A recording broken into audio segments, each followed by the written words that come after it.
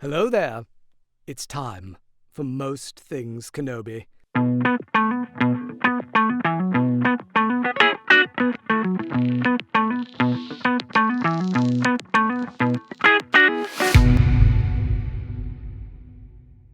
Hi, everyone. Welcome to another episode of Most Things Kenobi, a podcast about Obi-Wan Kenobi and all things Star Wars. I'm your host, LeeAnn.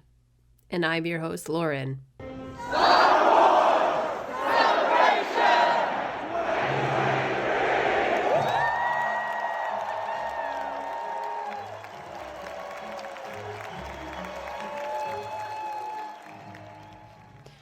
And we're back. We're back. We did it. We've crossed the ocean twice. Yes, and came back with a cold that we are both currently experiencing as we record this. I'm coming out of my cold, but Lauren is in the thick of hers, so we even share illnesses as space twins. Yeah. We share germs. Yeah, so pardon me. This one is a loud cold. Yes. Well, it was kind of worth it. We shared memories, we shared laughs. It was good. I'm really proud of us for what we did. And Yeah. I'm really glad we got to do it together. Me too. It was really fun. And there's so many highlights. Oh my gosh. I was trying to write some of them down the other day. I got as far as the Andor panel and then started deep diving into it. I'm like, I'm never going to get past this because just that alone was so much information. Yeah, I do have to say, the panels that we got to sit in on were probably the best ones, especially for what you and I enjoy the most out of Star Wars, which is Andor, Clone Wars, and Obi-Wan Kenobi. Yes. In that order. Yeah. We saw the Ahsoka panel too, but those other three were really like what I would literally travel over an ocean to see any one of those panels. Yes. They were fantastic. And the best part is that Lauren and I were there for the 10th anniversary Clone Wars panel at San Diego Comic-Con. And then we were in London together for the 15th anniversary Clone Wars panel. So we're making a habit of this.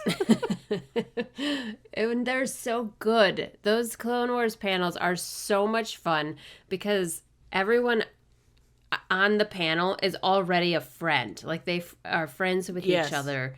And as fascinating as Andor was and as, emotional as the Obi-Wan was, the Clone Wars one was just joy. It was like being with old friends.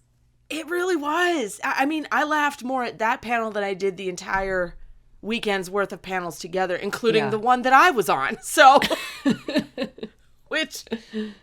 wow, that happened. We'll talk about it. That was so great. That was awesome. And we got to see Dave Filoni tear up, which is also a rare occurrence. That is rare. I've seen him many times now, and he always kind of, it's like, we're not going to do that. Like, I don't want to have the emotion. He'll put his hat over his face and just be like, stop complimenting me.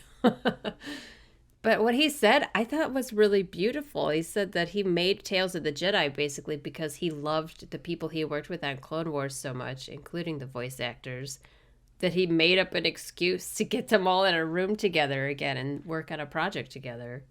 I love that. If I had that much ability to just, hey, I really like these people, I'm going to just make up a television show to get them all back in a room together. That is a tremendous amount of luckiness. Yeah, seriously. He's a man with power is what he is. Yes. I did not get to meet him. Not this time. I didn't get to meet anyone but Andy Serkis, which I'm just fine with. I made the man laugh, so that was great. Yeah, you got a really good interaction with him. That was awesome. And you were creeping on Mads Mikkelsen, which is totally fine. Hey, he's Hannibal Lecter. He's used to creeps. True. Oh my God, I was just such a spaz about it too. But yes, I've loved Mads Mikkelsen for I don't even know how long, like a very long time. And so to see him in person, I was totally geeking out. Thank you for taking pictures because I was way too nervous to do it. You're absolutely welcome. I have no problem also being a creep. Or indulging other people in trying to get an incognito photo without anyone noticing. I love that. That's so funny. Yeah, the man has cheekbones that defy humanity. It's insane. So, before we get into the thick of things, I think we should give a special shout out to the reason why I'm still a little bit choked up over just being there, and that's our friends that we got to hang out with. Yeah, that honestly, meeting those folks was one of the highlights of the whole experience, truthfully. So, let's call them out. Z, Charlotte, Salome, Anna, Jeffrey? I think he can go by Jeffrey. He'll excuse me, right? I pronounced it right at the time. But without the moments that we had with those very special individuals, it wouldn't have been as special of a weekend. Honestly. It's true. They are our patrons, some of them. They are our friends. They're our listeners. They are amazing people. And we are so happy we got to meet them and hang out with them and just do the Star Wars thing together. Yes. I think it's amazing how it's just an example of when you put your genuine self out there, you're like a magnet for people who are similar and like-minded and like similar stuff to you. And that's why that group, Anna was friends with Charlotte, and we were kind of all friends with Z, and then we all got to meet in person, and it's just easy. Everyone gets along, even though it's the first time we met Anna. Yeah. It's so great. And there's that commonality. Obviously, you love Star Wars, but I think that because you and I are very particularly like drawn to Luke and Obi-Wan and Anakin, Clone Wars especially, it makes for a really special group of people that we end up hanging out with, including even on the plane ride home. Going through security at the airport, yes. We met a teenage girl who was like, "Oh, I like your sweater. No one ever has Clone Wars Obi-Wan on anything." Yeah. And she was just adorable and was so jazzed about Star Wars and didn't even know Celebration existed. Yeah, and she yelled at us through security, "May the Force be with you," and she was waving. And if that isn't the spirit of what brings us all together and what Celebration is and what cons are, it's really great. Absolutely.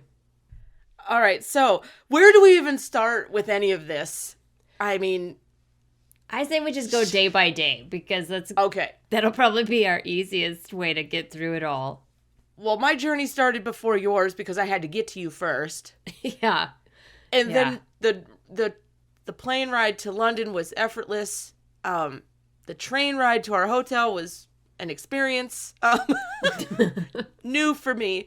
And so we traveled on Wednesday, got there on Thursday morning, and went over and got our badges Thursday afternoon. And that was our first official look at how it was going to look the next day when it officially began. And it looked pretty cool. I mean, it was real. It was happening. By the time we took our first picture, it was like, oh my God. Yeah.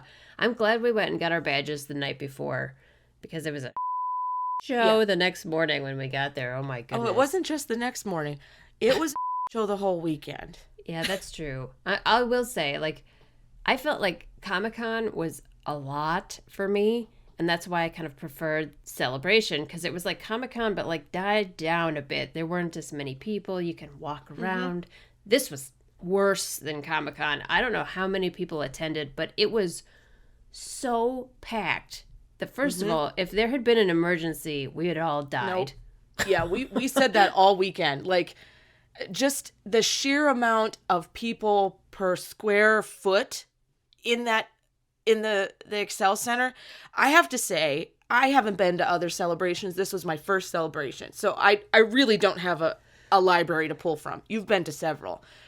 But compared to the San Diego Conference Center, or where San Diego Comic-Con is held, they had a third of the people at this celebration, and it felt like claustrophobic. Yeah. And in my opinion, I don't think the Excel Center is a place that can host large amounts of people in panels, in queuing lines. We had no idea where we were going. Where do we line up? What do we do? What time? The people who were working there, God bless them, they were just trying to hang on. Seriously. Oh my God. The food vendors alone, I don't know how they managed to deal with as much garbage, literally garbage, and Garbage. Angry people and just everything. It was a lot. It was a lot. And the toilets didn't work. Can we highlight the toilets? Because you know how I feel about the toilets. The toilets did not flush. 1 out of every 4 toilets flushed in the Excel Center. There are quite a lot of bathrooms, but when there's 100,000 people trying to use them, it was insane. Yeah. It was a lot. But it looked great. The artwork was hanging up in the hallway, and you and I both loved the artwork. Oh, we weren't alone. Everyone loved the artwork. It was fabulous. Oh my God. It sold out really fast. Yeah, and it was really expensive. Oh my gosh, the I know. pieces that they did offer. Well deserved. The artist is super talented, Totally. and she was saying that she made, I don't even remember how many images total, but it ended up being where each individual character, if you laid them out in a certain format, it was one giant image. So beautiful. That the backgrounds connected and interacted, and freaking amazing. But I could not afford it.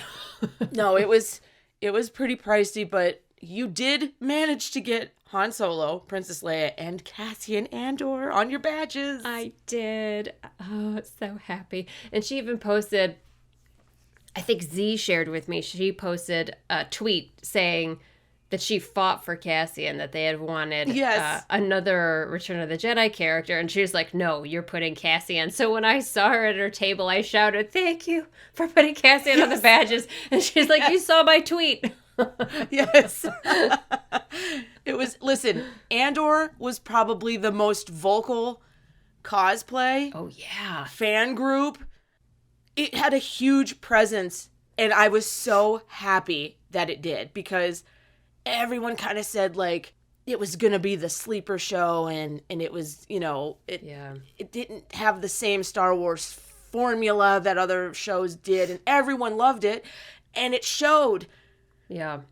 Just the amount of prisoners running up and down the aisles, one way out, way out, and then they got on stage, and it was this thing, and the Andor panel was amazing, just to hear Tony Gilroy get it. Yeah. And vocalize it.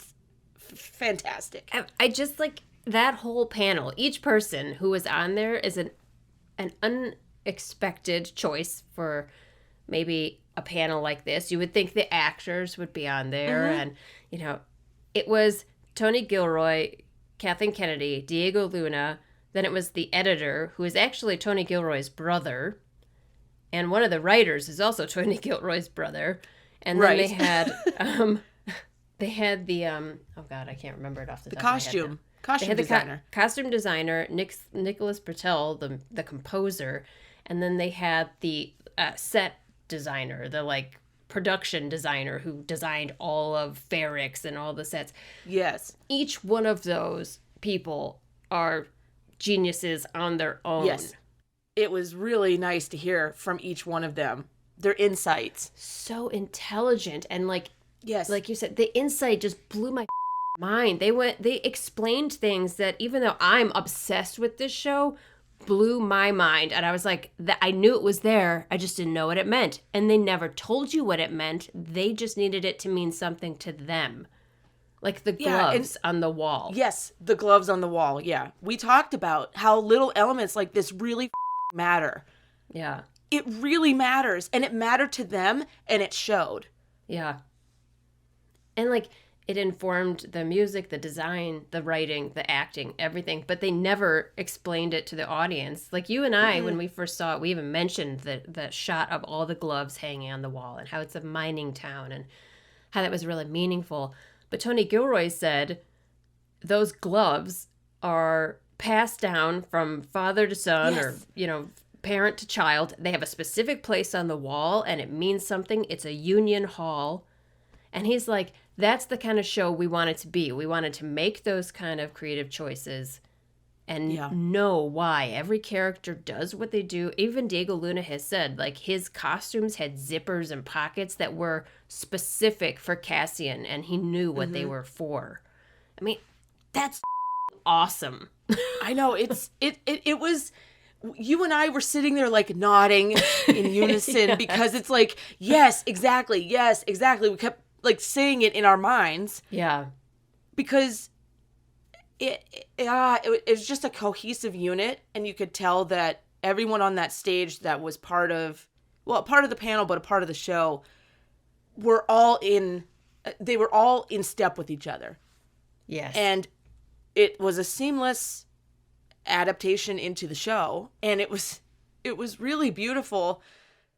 Some fun facts, like they chose the dam for the Aldani, right? That whole storyline was the first hydrologic dam ever. Yeah. Which, to me, as someone who's deep in hydrology, I didn't know that.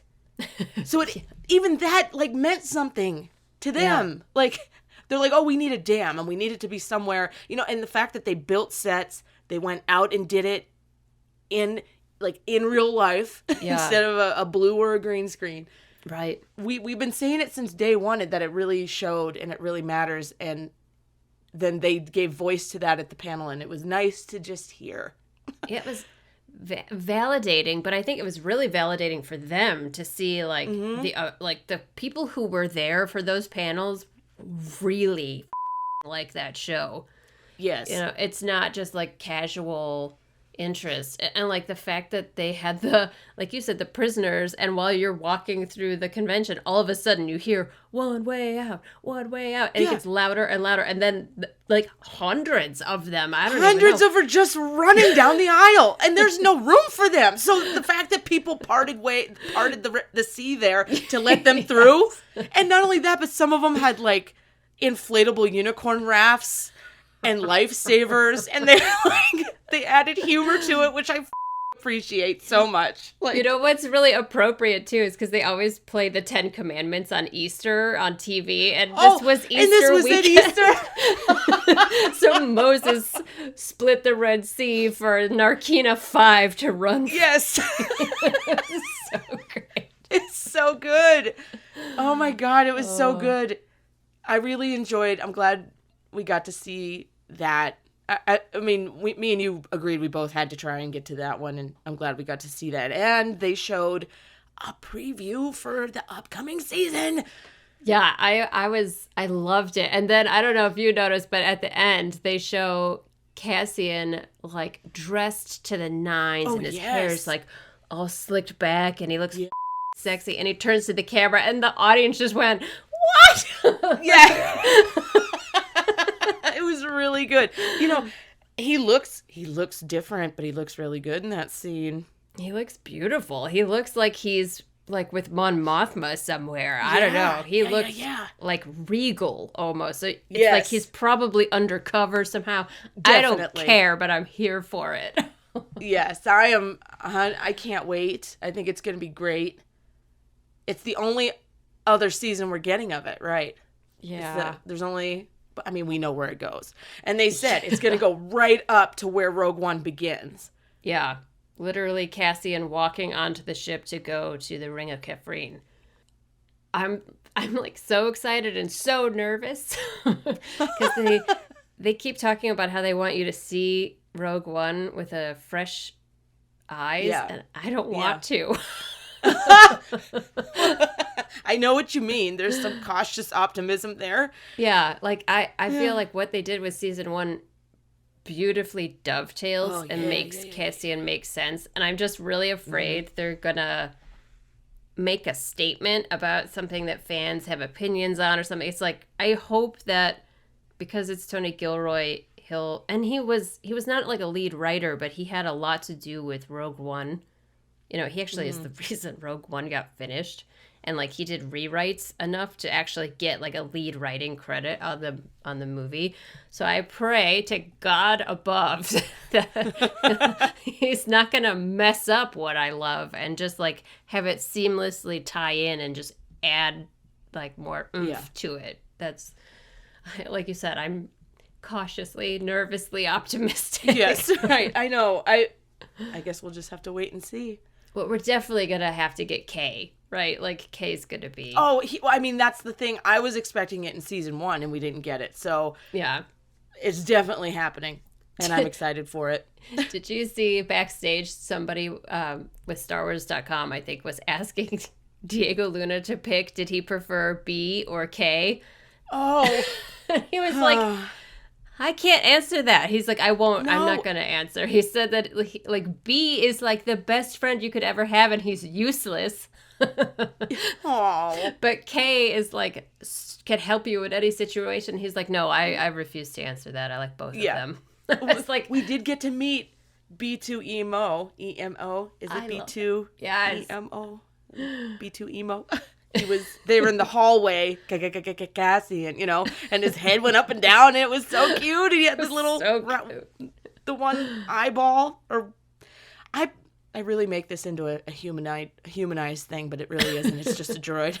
Honestly, but is though, if someone is going to sell some B, like, if they do a B2 as something, I will buy it, because he's so cute. I love him. Yeah, and he did the final...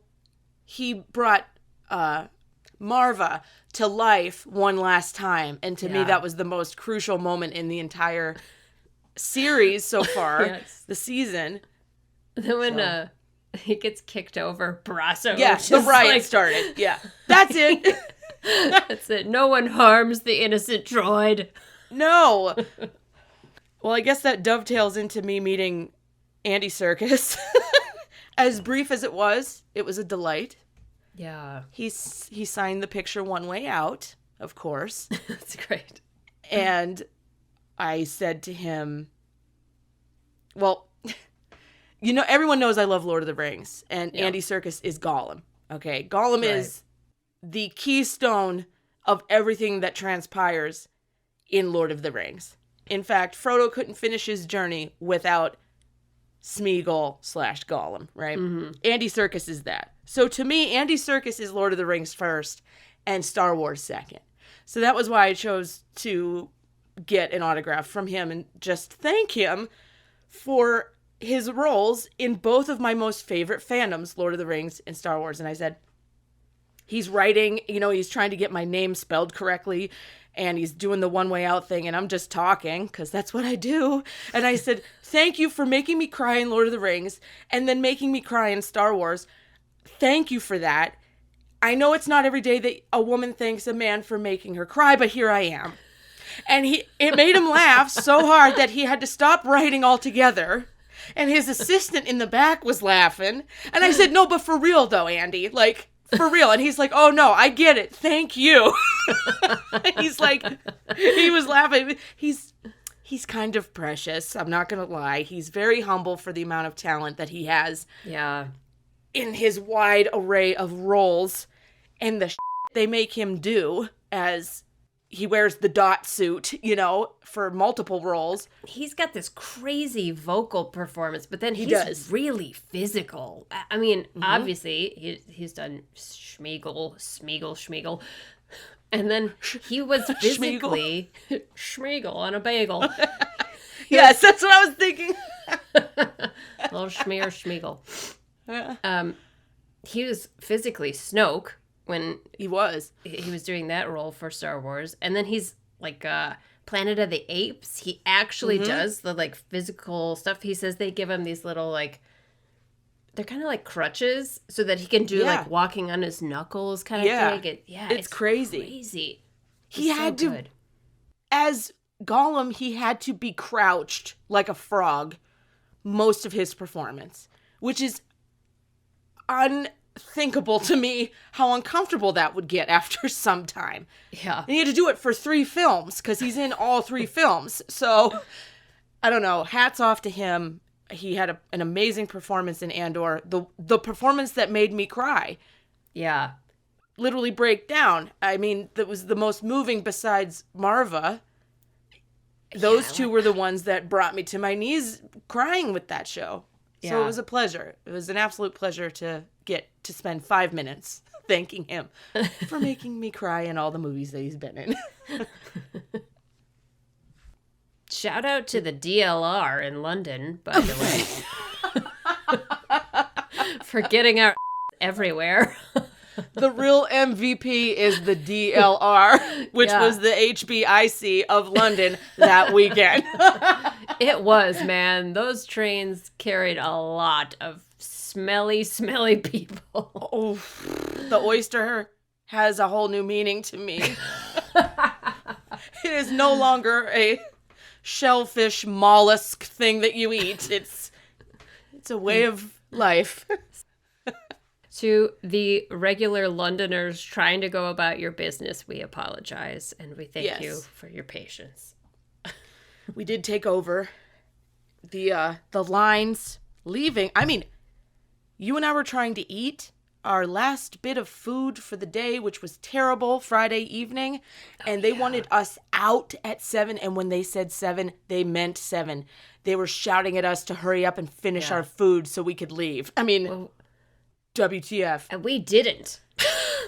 Yeah, we didn't. We said, F you. What are we going to go do? Stand in line for the DLR? Like, yeah. And that's what I think we did it right. We sat there. I ate really slow. And that sea of humanity that walked past us was, I don't know, 30 minutes long, at least. Solid. People just walking right past. It was insane. See, the thing about the Excel Center that made it so just not great for a con is that there's seating and restaurants and kiosks and food things all the way down the middle. Yeah. And it split people into a left and a right aisle. And it squeezed them in. And so there was nowhere for you to spread out and get any air. Yeah. And queue lines were on the opposite side of the hall as where the actual main stage was. So they had to split. When the queue line was moving into the main stage area for the panel, they had to stop the main flow of traffic to get us to cross the thing, which is, it's insane to think about. Just not the most efficient convention center that I've seen. Well, and even the convention floors, like the shopping areas and everything, those were so split. Tight in there. God. It was split and like there was half of it on one side. Then you'd have to cross the hall full of 1 million people to get to the other side. And it was just, the flow was really bad. It was really tight. It was, you couldn't really take time to enjoy some of the cool things. Like they had statues from Return of the Jedi. They had a K2SO there. They changed them out every day. They put new props and different things up every day. And they had a cool setup with a Death Star, and you could hold Vader and Luke's lightsabers and get your picture taken. We couldn't get near it. There just was no way to get near any booth. We bought nothing. I was able to snag like 3 pins and 2 or 3 items from the main like merchandise store for the con, and that was it, because you couldn't get near anything else. It was impossible. It was insane, which was probably better for my wallet in the long run. 100%. But totally. Yeah. I mean, even getting into the store, the official store, thank God we won a lottery to get a reservation piece, but the store, by the time you get in, it's like a bomb goes off. Like the stuff is just thrown all over the place. It's spilling off of shelves. People just pick it and throw it if they don't want it. It's a mix of being disorganized and also people just like running through and just grabbing and throwing stuff. And I guess we got a few items from the store that were good. You got what you were looking for. I got the poster of the artwork. That was good. I only bought one thing. I bought the poster. And then because we couldn't get close to the booth, I bought the Vader comic online later with the little QR code that I could scan from their booth. But that was all I got for myself. Yeah, I would have liked to have had that comic, but I didn't want to pay the exorbitant shipping fee. But they didn't have enough to bring. They didn't print in time or something. So it's like, it was kind of constant disorganization the entire weekend. Oh my gosh, and the Wi-Fi, remember the Wi-Fi wasn't working. What is that? That was frustrating for us, but as the vendors, they couldn't get their credit card machines to work because the Wi-Fi was terrible. It was just like...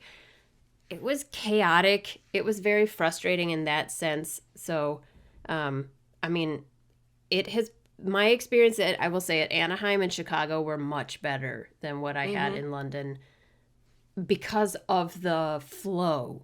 The panels were still amazing. Yeah. And by Saturday, we had the Clone Wars 15th anniversary panel, which was, like we already said, just an absolute delight. Yeah. I think I'll add Filoni talking right here. Oh, nice. Because I got him tearing up, and I'll put it in here. And I take you with me on every project I'm ever on. You're so meaningful to me, and I'm so grateful for your hard work and what you've given to Star Wars and myself. So thank you guys so much. So, anytime we get to hear Filoni speak, not only is he effortlessly funny, he's as genuine as they come, he's humble, and he's just brilliant. He's a smart man who understands Star Wars, in our opinion. Yeah. And I really want success for him on and on and on, beyond what success he's already gathered. Because I really like him. Now, I don't know him personally, but I like him as a person from what I see. He seems like a cool dude. He seems like a down-to-earth, just another Star Wars fan who made it. He just happened to make it. He's got the talent. He was in the right place at the right time. And now he's bringing us the stuff. And he's also, which we saw at the Ahsoka panel, that was also on Saturday, wasn't it? Oh, yeah, it was. That was the first thing we went to Saturday. Yeah, so Ahsoka was in the morning. Clone Wars was... Saturday was my panel in the afternoon, and then Clone Wars was right after that. So Saturday was the busiest day. Yeah. But I love that he's working in Timothy Zahn's Heir to the Empire book out of Legends and bringing it into canon. Thank you, Dave. Yes. If you do it right, which I have faith he will. You can see it in Mandalorian Book of Boba Fett. You can see little pieces. Dave is pulling pieces of Legends in and making it canon. So I have a feeling that's his long-term goal as a Star Wars fan. Because everyone was kind of like, oh, it's Legends? It's not qualified anymore? And right. So he is kind of turns out it is. Yeah, now it is canon, so I think it's great. And I loved the original Thrawn trilogy. Yes. I loved those books. And Lars Mikkelsen. We got another Mikkelsen in the group. Yeah. The other Mikkelsen, I should say. Yeah, There's seriously. about 15 Skarsgårds out there, so I get them confused. There's 2 Mikkelsens, 15 Skarsgårds, and a few other. But Lars came out. I think he may have had just a little twinkle of a tear in his eye for the reception he got as Thrawn. I'm very excited to see him in live action. Me too. No one else can do that. Well, I don't think. He's got the voice, but he's also built for it. He is that lithe, scary kind of... Yes. Underestimating him because he's quiet. Yes. And it's just he's got to be perfect. Yes. And he's got that creep factor of someone who is playing chess with you while you are playing checkers. Yes. That's Thrawn, and he's got it. So... Yeah. But you and I both said if they're gonna do this Heir to the Empire, and they literally said it in the Ahsoka trailer, Heir to the Empire. Yeah. Luke has to show up at some point. You can't have Heir to the Empire without Luke Skywalker. I know they've turned it into a Rebels thing, but Heir to the Empire is about Luke Skywalker. It's about Luke, yeah. So okay, don't this up. We need to stick you've won us so far with Luke and his few appearances. if you're going to do it right. Yeah. And I think they will. I think they will. hope I think so. they will. That's me channeling into the Yes, universe. it's true. I mean, what they've done with Luke so far has been very respectful of Luke and actually redeeming of the character that we wanted to see. And actually, Mark Hamill has even said, how Yeah. meaningful that was for him as well. Yes. And I think it's clear that this creative team that's in charge of Star Wars right now is working very hard to make amends, so to speak, for lack of a better term. I mean, like with Ahmed Best is another great example, Yes. and 100%. even Hayden, who did tear up and choked up and had a hard time speaking when he was on the live stage. yeah, He continues to be shown a whole new realm of respect, and that people really do want him in this fandom and appreciate him for what he brings to a very important character in this whole storyline. There would be none of this without the Obi-Wan and Anakin, and the fact that Ewan and Hayden are reprising their role, and we'll talk about that when we get to that panel, when we recount that, because that was just emotional as of course. it was.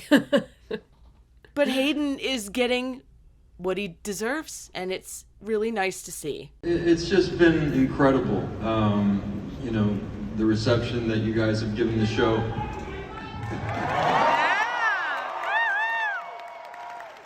I've just had a blast, and to get to be here and see all of you guys and see all of the costumes and all the sort of the love that you guys have for the franchise.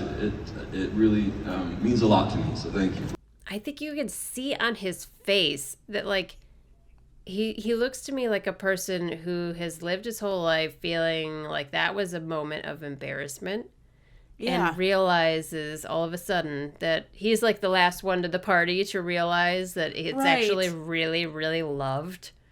Yeah. And Ewan has even said as much in interviews that, like, at the time, there wasn't internet like there is now. No. And so the voices they were hearing were critics mostly. Mm-hmm. And they weren't hearing, and especially because he was saying it's made for the kids. And so the kids don't have a voice. Now those kids are grown up, and those kids have a very loud voice. And Yes. so they're finally, which is weird, like 20 years later, they're finally getting the love that they had all along but didn't know because those people didn't have a platform to speak on, So it's pretty cool to be in the room with these people and see the realization, like on Hayden's face, where he's like suddenly super emotional because it's like, I don't know, it's an experience you can't put into words. We appreciate just all of these people, and I'm really happy to have been a part of showing them the love that I think that they deserve. And we don't know anything about Lars Mikkelsen yet in his role, but we do from Rebels because he was the voice of Thrawn, so I have no doubt that he will be well received. Oh, yeah. I mean, he was already brought to tears, and we haven't even seen his performance yet, so... Yeah, so I can't wait. And then that leads to the panel that I sat in on, and oh my God, I lived. I lived. It was so fun. It was actually extremely interesting. I don't really know if I should talk during this because I was up there. No, you can't. You could say what it was like. I mean, as an observer, it was really fascinating because it was all about the science of Return of the Jedi. So they had like a person who specializes in lasers and what was that other guy, the German guy? He worked on particle accelerators. So that's right. He was all about energy. Yeah. And essentially they had people there scientists that worked with particle accelerators, lasers, paleontology, And like biological evolution. and social sciences. The social science I thought was a really cool addition, honestly, to the panel Yes. because people forget about that side of science. Yes. And it's an important part. it's human behavior. And that's Mm-hmm. a huge part of science in general. You can't, with some science, you can't have one without the other when it comes to like progress and invention and things like that. Yeah. So, but he was talking even about like the external gaze and how we have our own biases that we use to observe and judge other societies that we have known nothing about. And so to talk about like the Ewoks as primitive, he was saying, is actually showing your bias, because Yeah. you're not an Ewok. For all you know, they're very advanced in their own society. So I thought that was a really fascinating point of view that I never, ever thought about before. Right? Well, that was the fun part about being on a panel like this, to hear it from a scientific standpoint. You know, is a lightsaber even possible? Yeah. How much energy does it take in one lightsaber? What about the Death Star laser? You know? And then, of course, the question of what happens to the Ewoks, which I commented, it's not great news.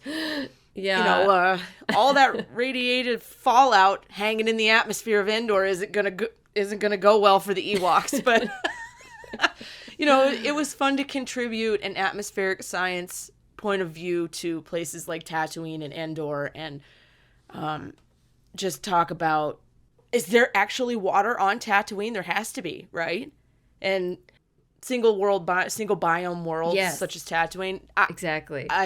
My answer is there is no really single world. There's always, there's dominant biome, but not single biome. Right. I mean, look at the macro scale and then dig down into the sand and see what you've got going on under there. I mean, you guys were even talking about, you made the great point of all of the huge predators that live on Tatooine are under the sand. They're Yes. subsoil. And So I made the point, like, where are they getting their water to live underground all the time? Got to be aquifers, right? right, they're not eating enough people to sustain their Right. Yes. And they're not above ground to produce more of the molecules necessary to put more, respiration and evaporation into the atmosphere. So it's fun to look at things from a scientific point of view that are completely fake. Yeah, but it's fun because that's... But it's not. At the same time, it's real. Tatooine is real, okay? Well, that's the thing. I think that most people with Star Wars kind of want that answer of like, yes, it is possible. And everyone's like, whoa, yay. I hope everybody bought my answer when I said that there's always moisture. There's always a bit of humidity in even the most arid parts of our planet, for instance. So I one time went to an astrobiology conference, which was so fascinating. And there they were talking about how life lives under extreme circumstances. So you could go to the depth of the ocean where there's no light at all. And there are animals that are evolving and thriving. And then you can go to the top of the tallest mountain where there's like no oxygen for survival. And there's nothing but arid dirt. And you can find bacteria in the soil. Yeah. So it's really fascinating to apply that then to science fiction, because as much as I love science and find astrobiology especially like very fascinating, they're wrong a lot. Yeah. Yep. Yes. So it's cool that there's like these definite things about science, and then there's a lot of like theory that you apply to things that you can't ever actually physically study. So there is no certainty. Like, sure, that could exist. Who's to say not? It's really cool. Well, the greatest thing about science is that there will always be theories. And as long as there are always theories, there's always a mind looking for an answer to prove, to find the fact or to prove the theory or to, bring some substance to it, which if you're not constantly thinking forward, you're not a very good scientist. So that applies even to the so-called fake worlds of our Star Wars galaxy. And it was really, I want to say this, it was really humbling to be asked to be on the panel, and it was an incredible experience to be on the panel. And I want to thank James Floyd from Star Warsologies and StarWars.com for inviting me to be up there with a panel of amazing scientists who are absolute geniuses. And for him to count me one among that was extremely flattering. And not only that, but it was a packed house, and my friends were there, my new friends and my old. Thank you for coming to support me. And if anyone wants to actually listen to the panel, Star Warsology podcast run by James Floyd, and I believe perhaps maybe he has a team of people, they will have the entire thing recorded so you can listen to it there. So Yes. head on over to Star Warsologies. They will have it. But I will also add a clip here from the panel itself where I'm speaking. The Force lightning. If we're actually talking lightning itself, when it comes from a cloud, you know thunder, right? You can do the 1,000, 2, 1,000, 3, see how far away the lightning actually struck. If Palps is doing the Force lightning, there would be a barrage of sound. Because what lightning does is split the air mass in half, and when it comes back together, it's the sound wave, the sound that emits from that. So that's what thunder actually is. So if he's doing all of this, they're getting all of the sound all in that small room, which I guarantee has an echo. And I don't know with Vader's helmet how that's going to send him to the ground or what, but it would be a disaster. Not just because of the lightning, but the sound itself would rock everybody in the room. So maybe that's what really causing Luke so much distress. Perhaps He's that's like, it. I'm getting shocked, that's nothing, but my ears are exploding. Help me. We learned that sound doesn't work. Yeah. Right. Sound works oppositely. In atmosphere, no sound. In space, there's sound. A galaxy far, far away, the physics could be different. Just remember, kids, science is cool. Follow your heart. Be a nerd. Be a geek. Do not be afraid to be any of those things. Do not be afraid to love Star Wars. Do not be afraid to love science. And now I'll get off my soapbox. Just remember, science is cool. Don't let anyone tell you otherwise. The end. There. Done. PSA done. Done. So on our last day, because we left on Sunday was our last day, even though the con goes through Monday, we saw the remaking, whatever, of the Obi-Wan Kenobi panel, and that was the only one that we got into the main stage, and that would be the only one not the only one. I wouldn't mind being in the room with Diego Luna ever, but Well, we were in the main stage for the Clone Wars panel, but it wasn't the celebration stage. That was held at a slightly smaller stage, but this Obi-Wan Kenobi look back was held at the celebration stage, the biggest stage there, the nicest one. Yeah. And we had amazing seats. We did. The clips they showed and talked about, oh my God. They each went through and showed each one of the acts. So who was up there was Ewan, Deborah the director, Hayden, little Vivian, God love her, and Indira, who plays Tala. And couldn't have had a better group of people up there. Basically, I mean, other than Moses, who they gave major shout outs to, and by all means should have been shouted out more. But Yeah. it was great to see who we got to see and hear them speak, especially Vivian. I know. She is the most eloquent, well-spoken child actor I've ever seen. She gets it. She's really smart. She speaks with respect, and she hasn't been around long enough to know the respect that's necessary in the Star Wars world. She hasn't. And somehow she gets it. She gets it. It's nice to see. Well, I loved that they showed each of their favorite scenes. And honestly, each scene that they showed was one of my favorite scenes. It sure was. Yeah, there wasn't one I would have argued with up there. Not a single one. They were all fantastic. Yeah. Deborah's was the time that Obi-Wan first sees Vader in the mining town. That was a scene that had me shaking when I first saw it. And when Vader's helmet turns really fast to look where Obi-Wan is. So good. Oh, it's so great. God, it made me relive when we were talking about it on the show for the first time, about how it's like a predator after its prey, and it's stalking, and he's going down the line just cracking necks and choking people and dragging people, and I got frisky all over again. It was like great. A straight up horror film, honestly. The way it was filmed, it was so great. With the sound and on a big screen like that was pretty cool. I'm getting goosebumps thinking about it right now. Yeah, and I mean, they showed Hayden's scene was my favorite, and it was the fight, and when his helmet gets cracked, that was Hayden's favorite scene, and by no surprise, because that performance, I stood up for it. When it was over, I gave them a standing ovation because those two actors, Ewan and Hayden, nailed it and made us cry all over again in the crowd seeing it. I mean, they brought it. They knew they brought it, and I was really, really, really happy to see it on a massive screen like that, with everyone in the crowd totally silent. I know.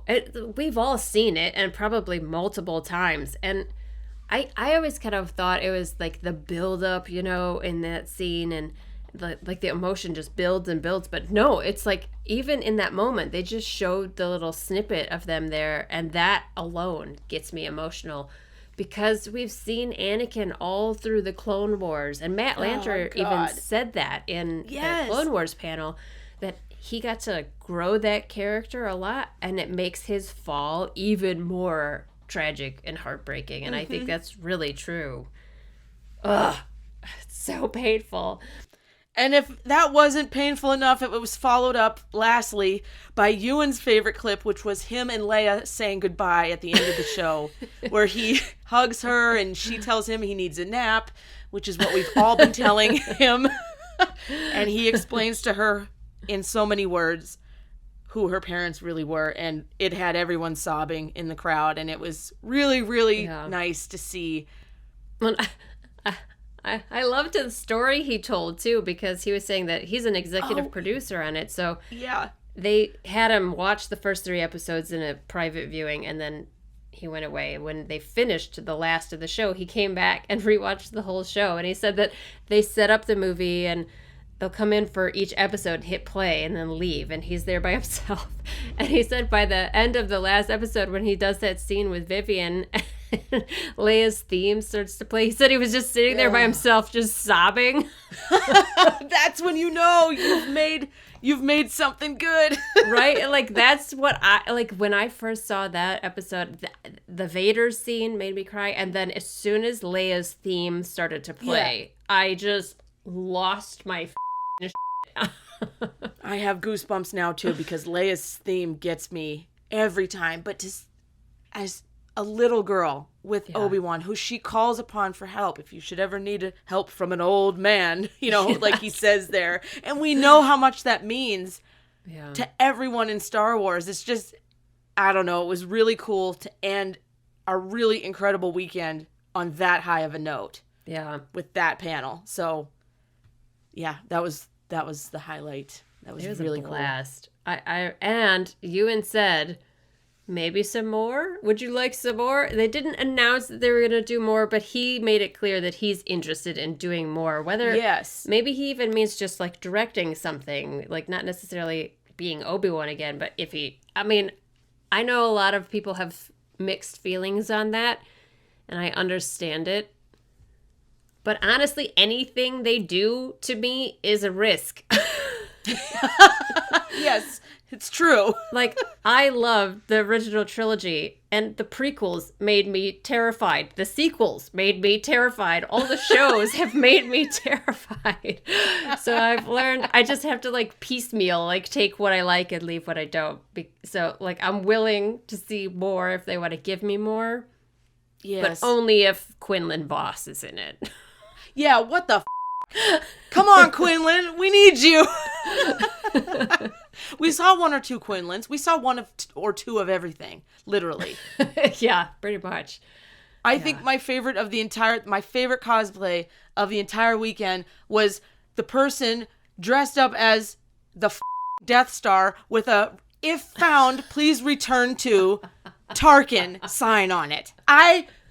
I'm sorry, but that was the tops for me. It was snarky enough and funny enough that I said that one right there, that's my favorite of the weekend. There were some brilliant costumes. I saw a Dooku that could have been Dooku. Oh, yeah. Remember him? My favorite is the Qui-Gon Jinn behind the scenes. Yes! Liam Neeson with a colorful umbrella and sunglasses. Yes. That was... Yes, we saw at least 2 of those, maybe 3. Loved them all. They tagged themselves too on my on our Instagram, there you go. And it's so good. I love it so much. And don't forget, lest we forget, before the Obi-Wan Kenobi panel started, they had everyone dressed as Obi-Wan Kenobi come up on stage and do their best Obi-Wan Kenobi pose.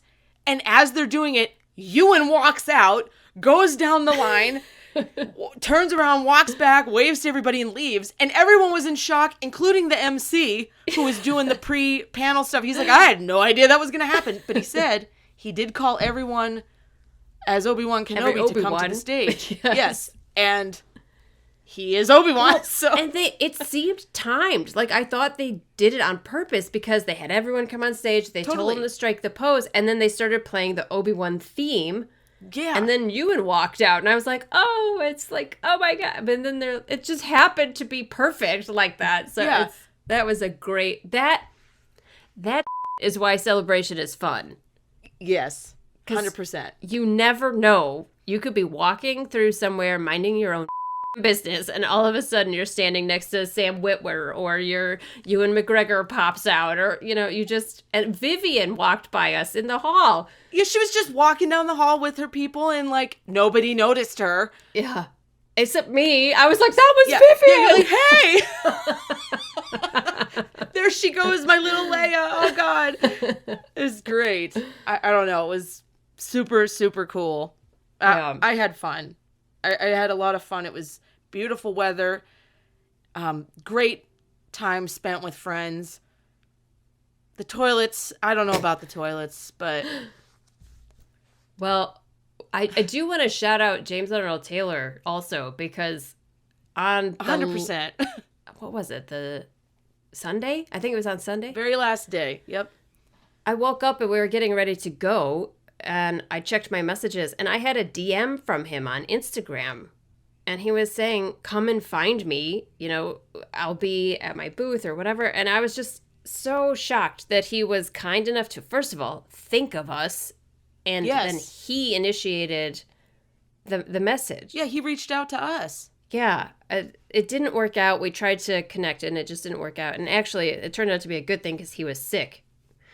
He ended up getting sick. So are we. So yeah, we all caught the same thing. Exactly. We were all catching the same bug. But he's just been really nice, and he's been DMing with me since then. And I just, send him some love and follow him on social media, because he is our intro, and he has always been so kind to us. And he really has been.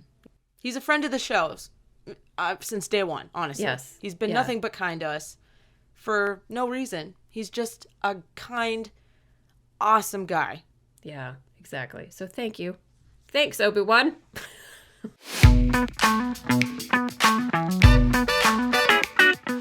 So our question this week, it doesn't have to be just for people who attended Celebration. We are curious, what was your favorite piece of information that came out during Star Wars Celebration this last weekend? And oh my God, next week episode is a big one. It's a milestone. It is the 100th episode of Most Things Kenobi. We've made it to 100 episodes, Lauren. I know. How did we do it? Perseverance. Blood, sweat, and tears. No. Yes. And we have many special guests that are joining us. We have been recording for this 100th episode for the past 2 months. Yeah. We wanted to turn over what the last 100 episodes actually meant to some of our patrons, listeners, fans, and some of our dearest, closest friends. So we'll do less talking next episode and let others talk about what the last 100 episodes have meant to them. So it's going to be a special episode. Do not miss. We can't wait to debut it. So we are back to reading listener comments. We mentioned last week they're back by popular demand. Last week we talked about Return of the Jedi because it was the 40th anniversary, and we asked our listeners what was their favorite part of Return of the Jedi. If you don't know, we post these questions on our Spotify. So if you listen to us on Spotify, you can actually submit your answer right there through Spotify. Otherwise, you can always send it to us in a DM on social media or email it to us, whatever you like. Mm-hmm. So through Spotify, we got these answers. One is from Writing Talk. They said, I've watched Return of the Jedi over 4 times, and I always enjoy the scene where they chaotically rescue Han because Luke and Leia are equally plus Luke's outfit in all caps. Yes. Who could argue with that? It's so true. Honestly, Luke's outfit is clutch in that episode. Yes, it really is. Z said, seeing Luke at his peak in the OT in this, as well as the cuteness of the Ewoks, space teddy bears. Space teddy bears. Peak, That's so cute. Luke, and space teddy bears. I'm here for it. Love it. Yep. Couldn't agree more. And then KM Osborne 77 said, there's so much great Star Wars in this movie. Dark side versus light side, creatures, romance. It's the epitome of Star Wars, in my opinion. Yes. That is spot on. Yep. So true. We're here for the 40th anniversary. We love it. Yeah, Return of the Jedi is such a campy, I don't know. It's great. Yeah, it's like it's everything you want out of Star Wars. So thank you everybody for your answers. That's fantastic. And thank you so much for joining us here on the Most Things Kenobi podcast. We appreciate every single one of our patrons and are grateful for your support. If you would like to support the podcast and become a patron as well, head over to the Most Things Kenobi Patreon. And as always, you can follow us on Tumblr, Twitter, Instagram, and YouTube. And don't forget to subscribe on your favorite podcast player. If you enjoy our podcast, feel free to rate us on Spotify and Apple. That always helps. And if you need just one place to find all of these, head over to mostthinkskenobi.com. So until next time, my space twin, for our 100th episode. Yes! May the Force be with you. Always.